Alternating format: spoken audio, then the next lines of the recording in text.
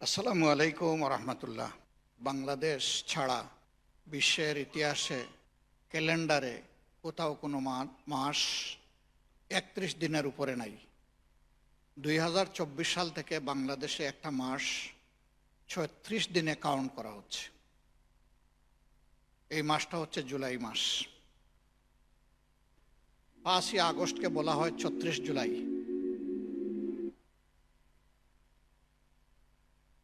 এই 36 জুলাইটা রক্ত দিয়ে লেখা হয়েছে। এই নতুন অধ্যায়টা বিশ্বের ক্যালেন্ডারে যুক্ত করতে গিয়ে উচ্চ মূল্য দিতে হয়েছে। এই আন্দোলনে যারা জীবন দিয়েছেন তার মধ্যে একজন সম্মানিত চিকিৎসকও আছেন। সম্ভবত কোনো শ্রেণী পেশা খুঁজে পাওয়া যাবে না যে আন্দোলনে যাদের ত্যাগ ছিল না। হয় তিনি শহীদ হয়েছেন, তাকে হত্যা করা হয়েছে, অথবা তিনি আহত পঙ্গু হয়েছেন, অথবা তিনি অন্যভাবে নির্যাতিত হয়েছেন, কিংবা তিনি আহত পঙ্গু হতাহতদের সেবায় নিয়োজিত ছিলেন। যে কিছুই পারে নাই, সে আন্দোলনের রাস্তায় যারা নেমে এসেছিলেন তাদের জন্য হাতে এক বোতল পানি নিয়ে এসেছিল, যে এই পানিটা আপনি পান করেন। এইভাবে আমি আপনাদের সাথে সম্পৃক্ত হতে চাই। আজকে এইখানে 3টা বিষয়কে সামনে আনা হয়েছে প্রতিপাদ্য হিসাবে আজকের এই দিনের: জাস্টিস, মেরিট, ইউনিটি। ওই দিনগুলোর রাস্তায় যারা জীবন হাতের তালুতে রেখে লড়াই করছিল, তাদের স্লোগান ছিল উই ওয়ান্ট জাস্টিস। বৈষম্যের বিরুদ্ধে ছিল তাদের দৃঢ় অবস্থান। তারা স্লোগান দিয়েছিল মেধা না কোঠা। তারা বলেছিল কোঠা নয়, মেধা, মেধা। এর মধ্য দিয়ে তারা চেয়েছিল জাতির মধ্যে যে বিভেদ, বিভাজন, বৈষম্য এবং বঞ্চনা আছে, তাকে দূর করে একটা ইউনিফাইড নেশন বিল্ড আপ করার জন্য, ঐক্যবদ্ধ একটি জাতি গঠন করার জন্য। জাতিসংঘের ফ্যাক্টস ফাইন্ডিং কমিটি অনুযায়ী, হিউম্যান রাইটস বিভাগের তাদের অবজারভেশন অনুযায়ী 1400+ মানুষ শুধু জুলাই আগস্টে জীবন দিয়েছেন। এছাড়াও 2006 সালের 28 অক্টোবর থেকে ফ্যাসিস্ট আওয়ামী লীগ হত্যাকাণ্ডের যে তাণ্ডব শুরু করেছিল, তাতে আরো বিপুল সংখ্যক মানুষ দুনিয়া থেকে বিদায় নিয়েছেন। কেউ কেউ গুম হয়ে লাশ হয়ে ফিরেছেন এবং কেউ কেউ গুম হওয়ার পরে আজ পর্যন্ত তাদের কোনো হদিস নাই। আর তাদের হাতে বিপুল সংখ্যক মানুষ পঙ্গু হয়েছে। বিশেষ করে ইসলামী ছাত্র শিবির এবং জামাতে ইসলামের তরতাজা তরুণ যুবকদেরকে ধরে নিয়ে থানার ফ্লোরে শুয়ে দিয়ে ঠান্ডা মাথায় তাদের হাঁটুতে গুলি করা হতো, চিরজীবনের জন্য পঙ্গু করে দেওয়ার জন্য। এরকম তাদেরকে যখন হাসপাতালে নেওয়া হতো, তখন তাদেরকে চিকিৎসা দিতে দেওয়া হতো না। তারা যেন অবহেলায়, অযত্নে, কোনো ধরনের চিকিৎসা ছাড়াই দুনিয়া থেকে বিদায় নেয়, অথবা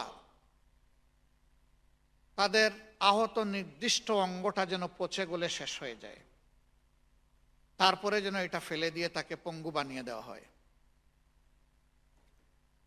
কারো 2 চোখ নষ্ট হয়ে গেছে, কারো 1 চোখ নষ্ট হয়েছে, হাত পা তো গেছে। মেরুদণ্ডে আঘাত পাওয়া এরকম কিছু লোক আছেন, তাদের এখন সঙ্গী হচ্ছে তাদের বিছানা থেকে উঠতেও পারেননি। বগুড়ার একটা ছেলে তখন ক্লাস 9-এ পড়ত। আমি ওদের বাসায় ওকে ওই সময়ই দেখতে গিয়েছিলাম, 13 সালের পরে। খুবই খারাপ লাগলো। ছেলেটা শুধু হাড্ডি আর চামড়া, আর কিছুই নেই। সে বিছানা থেকে উঠতে পারে না। এখন তার প্রতিদিনের জন্য একজন সঙ্গী দরকার সাহায্য করার জন্য। বাবা একটা ছোট চাকরি করতেন, অতি ছোট। শেষ পর্যন্ত বাবাকে বললাম যে আপনার চাকরির মায়াটা ছেড়ে দেন, আপনার সন্তানকে আপনি সময় দেন। সেই বাবা সন্তানের ভালোবাসায় দৌড়ে তার চাকরিটা ছেড়ে দিয়েছেন, আর তিনি চাকরিতে ফেরত যাননি। ইতিমধ্যে 13 বছর চলে গেছে, এক এক করে। আজকে যারা সরকারি দলে, যারা বিরোধী দলে এবং যারা সংসদের ভিতরে নেই, তারা সকলেই ছিলেন সেদিন মজলুম। এখানে শুধু সাধারণ বা আধুনিক শিক্ষিত মানুষরাই লড়াই করেননি, এ লড়াইটা করেছেন মিলেমিশে গোটা জাতি। জীবনের ঝুঁকি নিয়ে তাদের পাশে এসে দাঁড়িয়েছিল আলিম উলামা এবং মাদ্রাসার শিক্ষার্থীরা। কওমি আলিয়া একাকার, এখানেও কোনো বিভেদ ছিল না। শ্রমিকরা গড় থেকে বের হয়ে এসেছেন এবং এখানে উল্লেখ করতেই হয় কৃতজ্ঞতার সাথে। মানুষ যদি 1400 মারা যায়, তাহলে ধরে নেন যে এর মধ্যে কমপক্ষে 6 থেকে 700 মানুষ হচ্ছে নিরেট শ্রমিক। শ্রমিকদের ত্যাগটা এখানে বেশি। কোটার জন্য আন্দোলন করেছে আমাদের স্কুল কলেজ ইউনিভার্সিটির ছেলেমেয়েরা, ওদের তো কোনো কোটা নাই। সাধারণ একটা বাইং হাউস অথবা একটা গার্মেন্টস ফ্যাক্টরি কিংবা নিরেট রাস্তা, একজন পরিচ্ছন্নতা কর্মী, একজন মুদির দোকানের কর্মচারী অথবা একটা চেইন শপের কর্মচারী, তার তো কোটার সাথে কোনো সম্পর্ক নেই। হ্যাঁ, তার সম্পর্ক থাকতে পারে ভবিষ্যতে আল্লাহ যদি তাকে কোনো সন্তান সন্ততি দান করেন ওদের জন্য। হাসপাতালে আহত এই সমস্ত লোকদেরকে যখন দেখতে গিয়েছি, জিজ্ঞেস করেছি কি করেন, বলছে যে আমি একটা ভ্যানের উপরে ক্ষুদ্র একটা দোকান চালাতাম। আপনি গেলেন কেন? আপনি তো আর কোঠা নাই আপনার, আপনি গেলেন কেন এই আন্দোলন?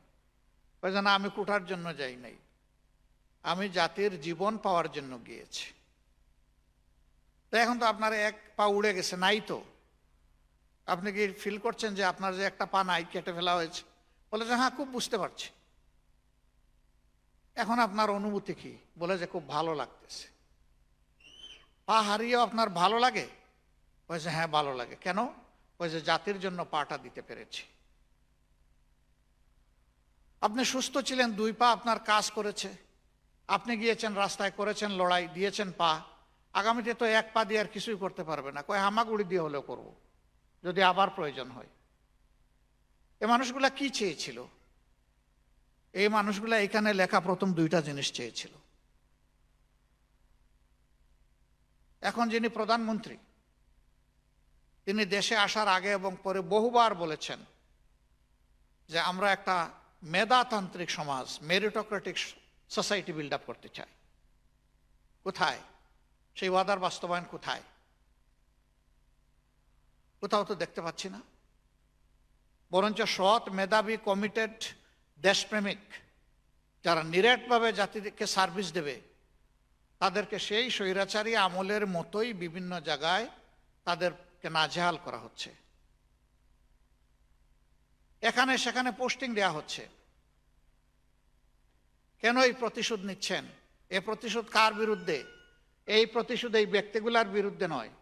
উপযুক্ত জায়গায় তারা যখন সার্ভিস দিতে পারবে না, রাষ্ট্র, দেশ তাদের সার্ভিস থেকে বঞ্চিত হবে। আপনাদের প্রতিশোধ হবে জাতির বিরুদ্ধে।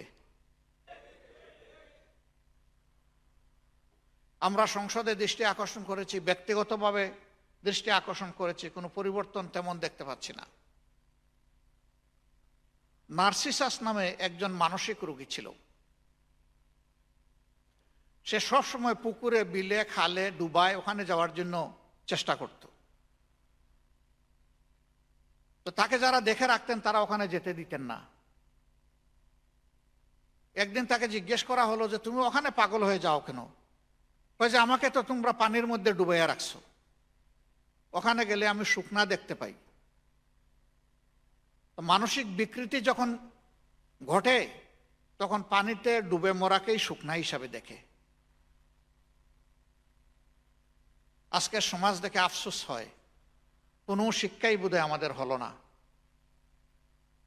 এই যে 15.5 বৎসর এখন যারা সরকারে আছেন, বিরোধী দলে আছে, সবাই তো মজলুম ছিলাম। তাহলে মজলুমরা এখন আবার জালিম হতে যাচ্ছে কেন? মজলুম যখন জালিম হয় তখন আগের জালিমের চাইতে তার পরিণতি আরো ভয়ঙ্কর হয়।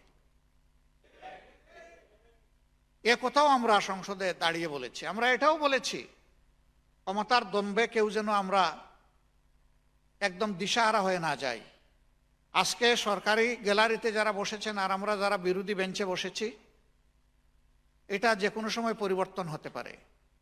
আবার এমন পরিবর্তনও আসতে পারে যে সরকারি দল বিরোধী দল আজকে যারা বসছে তাদের কেউই আগামীদের এমন কোনো সংসদে হয়তো বসারও কোনো জায়গা পাবে না। এবং উদাহরণ দিয়ে বলেছি যে এই কেবল যারা বিদায় নিল তাদের সরকারি দলও আজকে নাই, বিরোধী দলও আজকে এখানে নাই। কেন নাই?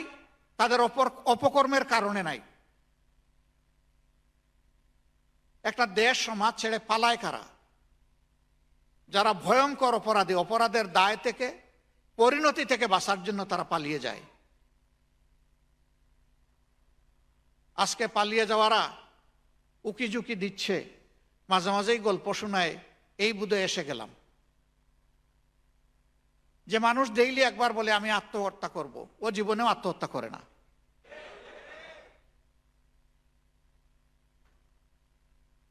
আর যে বীর যুদ্ধের ময়দানে লড়ে যায় সে বলে না যে আমি একজন বীর যোদ্ধা, বরঞ্চ জাতি বলে যে সে একজন বীর যোদ্ধা। এত সাহস তাহলে গেলেন কেন? ওনার বাপ কানা এমন যে আমি মক্কা যেতে চেয়েছিলাম, আমারে মস্কোতে নিয়ে গেছে।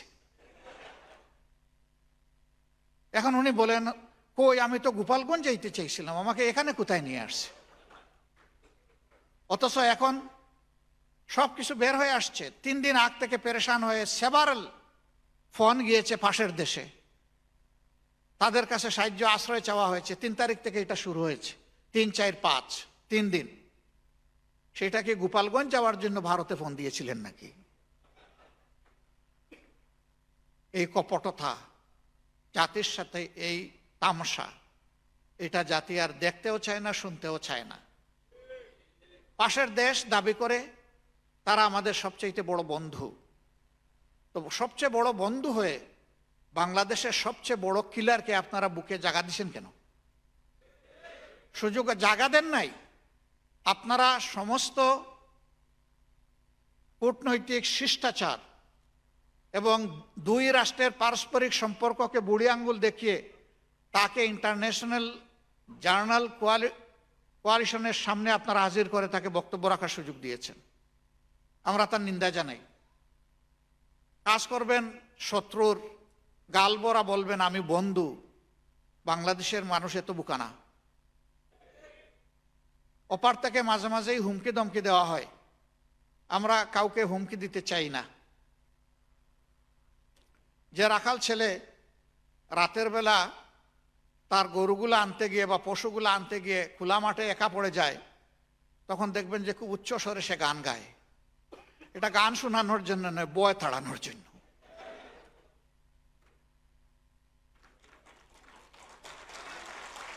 আমরা ওই গান শুনতে চাই না। এদেশে ফেসিবাদকে বিদায় দেওয়া হয়েছে। আমরা নতুন কোনো ফেসিবাদ আমরা দেখতে চাই না। তবে ফেসিবাদ একটা ভাইরাস, এটা কোনো ব্যক্তি নয়, ব্যক্তির গায়ে বসে। এটা এই ভাইরাস যাকেই পাবে তাকে ফেসিবাদী বানায় ছাড়বে। তাহলে কথাটা ভুল। ফেসিবাদ বিদায় নেয় নাই, ফেসিবাদীরা বিদায় নিয়েছে, ফেসিবাদে আক্রান্তরা বিদায় নিয়েছে। ওই ফেসিবাদী সরকার যে সমস্ত কাজ অপকর্ম করার কারণে আমরা তাদেরকে ফেসিবাদী বলছি, আজকেও যদি কেউ একই কাজ করেন নিঃসন্দেহে তারাও ফেসিবাদী।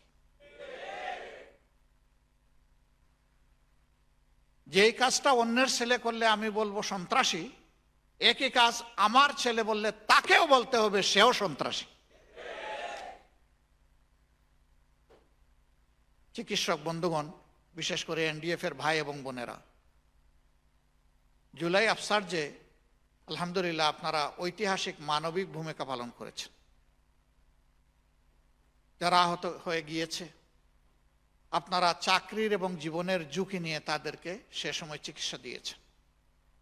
আপনারা চিকিৎসা না দিলে যারা বেঁচে উঠেছে ওরাও হয়তো আমাদেরকে ছেড়ে চলে যেত। এই জন্য আমি জাতির পক্ষ থেকে আপনাদেরকে মোবারকবাদ জানাই, ধন্যবাদ জানাই, কৃতজ্ঞতা জানাই এই গুরুদায়িত্ব পালন করার জন্য। মহিউদ্দিন ভাই কিছু বিষয়ে দৃষ্টি আকর্ষণ করে গিয়েছেন, আমিও তাই করি সবসময়। আসলে রিজেক্ট তো নির্ধারিত,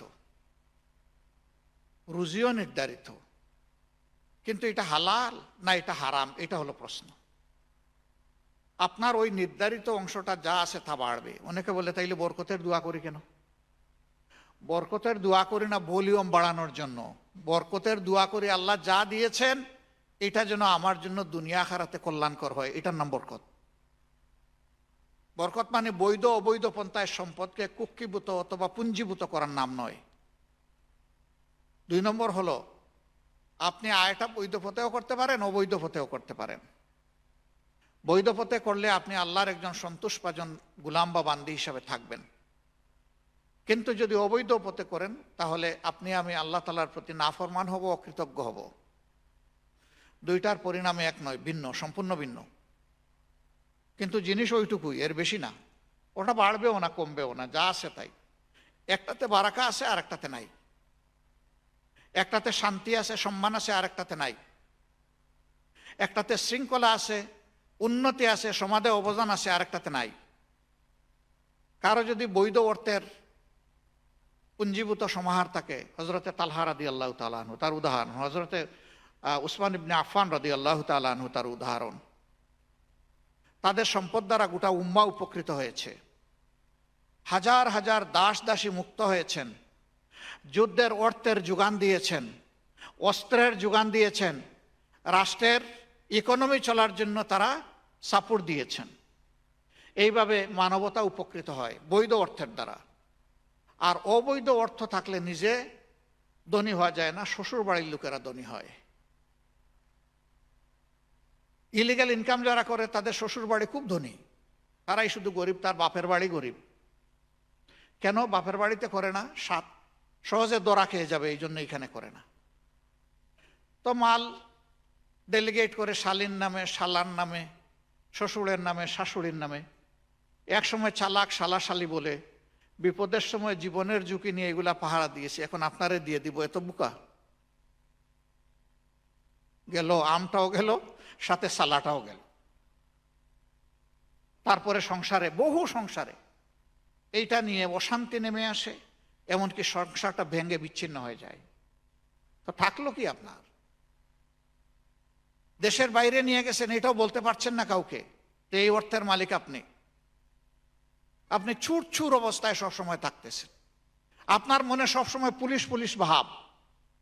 কে জানি কোথায় দুদকত বা কেউ আমাকে দেখে ফেললো কিনা, বুঝে ফেললো কিনা, জেনে ফেললো কিনা। একটা কথা মনে রাখবেন, যে আয় আপনি ডেসপারেটলি প্রদর্শন করতে পারবেন না, এই আয়টা হচ্ছে সন্দেহযুক্ত আয়। আল্লাহ তাআলা বলেছেন তোমরা সন্দেহের কাছাকাছি যেও না, তার থেকে দূরে থাকো। এরপরে কার জন্য? এটা আপনার জন্য না, সবটুকু আপনার জন্য না। হারাম হোক হালাল হোক, দুনিয়া বুক হয়তো আমরা কিছু করতে পারবো যে এইরকম করবে, বাকিটা তো রেখে যাবে। যাদের জন্য রেখে যাচ্ছেন তাদের দায় আপনিও হাসরে নিবেন না, আর আপনার দায় তারাও হাসরে নিবে না। সেদিন সবাই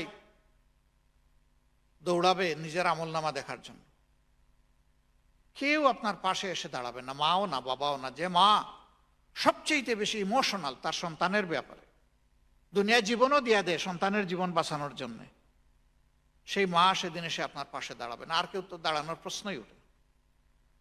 মার চাতে দুনিয়ায়, মার চাইতে বড় আপনজন দুনিয়ায় আর কেউ নাই।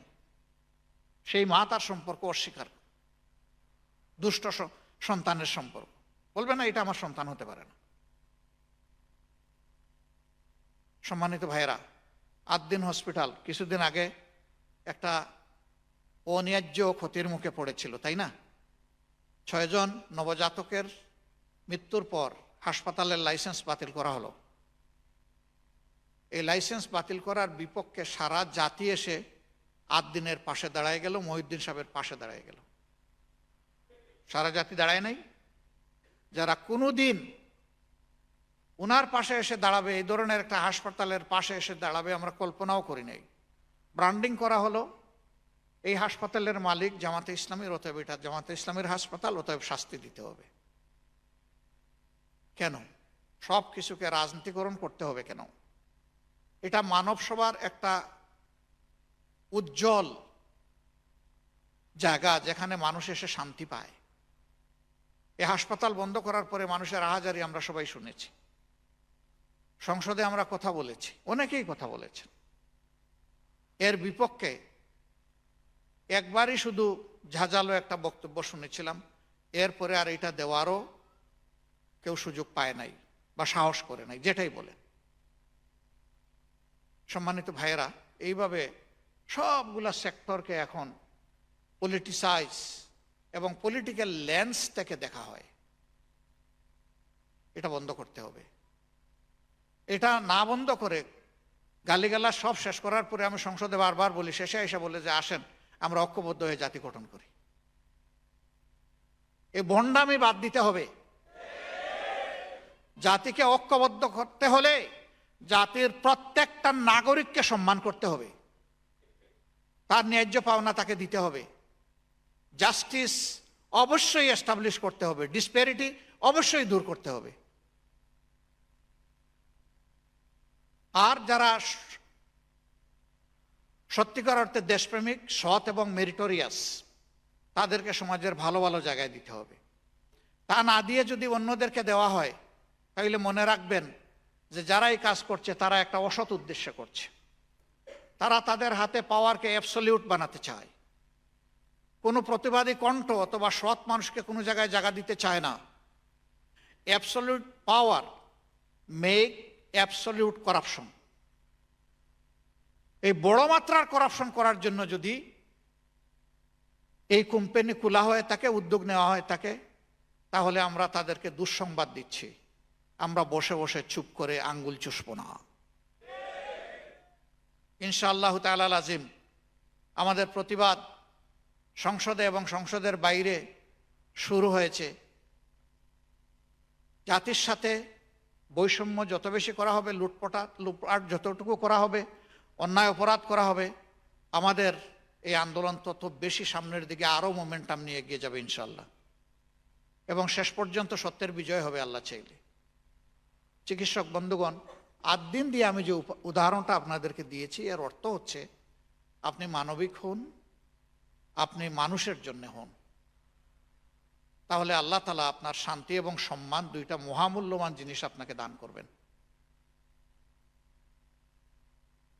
সেই মহান আল্লাহর সন্তোষভাজন হওয়ার আমার বিবেচনায় দেশে বিদ্যমান অন্য কোনো চিকিৎসার শাখায় এই সুযোগ নাই, যতটা সুযোগ আল্লাহ ডাক্তারদেরকে দিয়েছে। মানুষের দুনিয়ায় শেষ ঠিকানা দুটো দুনিয়া ছাড়ার আগে। একটা হচ্ছে মারাত্মকভাবে কোনো সন্ত্রাসের কবলে পড়লে আইন শৃঙ্খলা বাহিনী বা পুলিশ, ওই জায়গাটা কি আছে আমরা সবাই জানি। আরেকটা জায়গা হচ্ছে হাসপাতাল বা চিকিৎসক। এই দুই জায়গায় গিয়ে মানুষ আশ্রয় নেয়। আল্লাহ তাআলা জীবন দেন আর চিকিৎসকরা তাকে সুস্থ রাখার জন্য লড়াই করেন।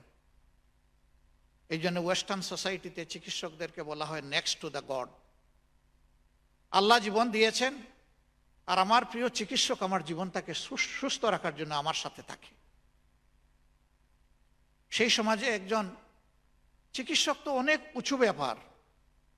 একজন সাধারণ নার্স কিংবা টেকনোক্রেট, তাকে দারুণ সম্মানে ভূষিত করা হয়।